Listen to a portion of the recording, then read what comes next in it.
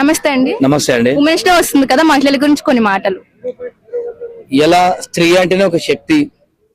ఇలా మన భారతదేశంలో చూసుకుంటే గిట మగవాళ్ళ కన్నా ఎక్కువ ఆడవాళ్లే ప్రతి రంగంలో కూడా సక్సెస్ ఉన్నారు. ఇలా ఏ రంగం తీసుకొని, ఉదాహరణకు రాజకీయంలో కూడా తీసుకొని, గవర్నమెంట్ 50% మహిళల కోసం రిజర్వేషన్ తెచ్చి ఇలా మహిళలు కూడా అందరూ కూడా రాజకీయంగా ఎదగగలిగిండ్రు. ఇలా చూసుకుంటే గిట మన భారతదేశం నుంచి తొలి మహిళగా కల్పన చావ్లా గారు ఇలా చంద్రమండలానికి వెళ్ళారు. అంటే ఇట్లాంటి మహిళలు చాలా అంటే చాలా మంది మన భారతదేశంలో సక్సెస్ఫుల్ గా ఉన్నారు. ఇలా బిజినెస్ రంగంలో కానీ ప్రతి రంగంలో కూడా ఆడవాళ్ళు ముందే ఉన్నారు. ఎందుకంటే వాళ్ళు ఇలా డ్యూటీలు చేసుకొని ఇలా ఆ కుటుంబాన్ని కూడా మంచిగా పోషించడం కానీ ప్రతి దానికి కూడా ఒక జాబ్ చేసి కూడా అన్ని విధాలు కూడా సక్సెస్ఫుల్ గా ఉన్నారంటే ఇలా మహిళ శక్తి. ఎందుకంటే ఇలా మహిళలు లేని అసలు ప్రపంచమే లేదు.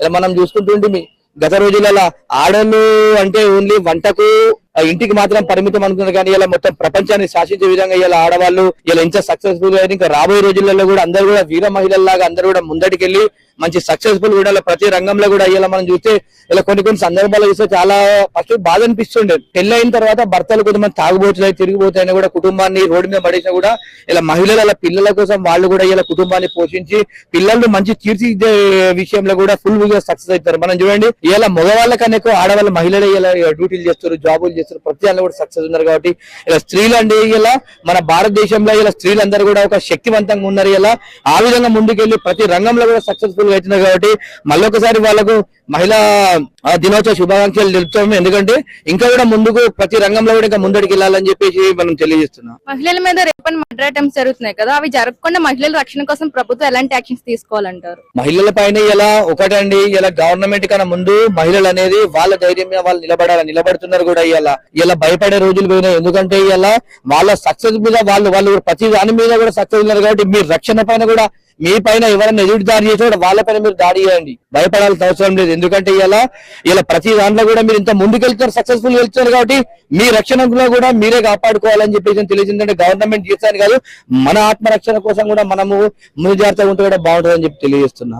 ఉమెన్స్ డే అంటే ఓన్లీ ఒక రోజు చేసుకునేది కాదు కదా, రోజు చేసుకునే విధంగా ఉండాలి. అంటే ఆ రోజు చేసుకునే విధంగా ఉండాలని సమాజం ఏ విధంగా మారాలి? సమాజంలో ఎవరైనా కూడా స్త్రీలను గౌరవించాలి. ప్రతి రంగంలో ఇలా మనం చూసుకుంటే ఏ రంగంలో కూడా ఆడవాళ్ళు ప్రతి రంగంలో 50% ఉన్నారు. కాబట్టి అన్ని రంగాల్లో కూడా మహిళలందరినీ గౌరవించాలి. ఎందుకంటే మనం కూడా ఒక అక్క ఒక చెల్లిలాగా భావించుకుంటూ మనం కూడా మహిళలకు ఎప్పటికప్పుడు ఎక్కడ ఉన్నా కూడా గౌరవిస్తూ ముందుకు తీసుకెళ్తే కూడా మంచి సక్సెస్ ఉంటది.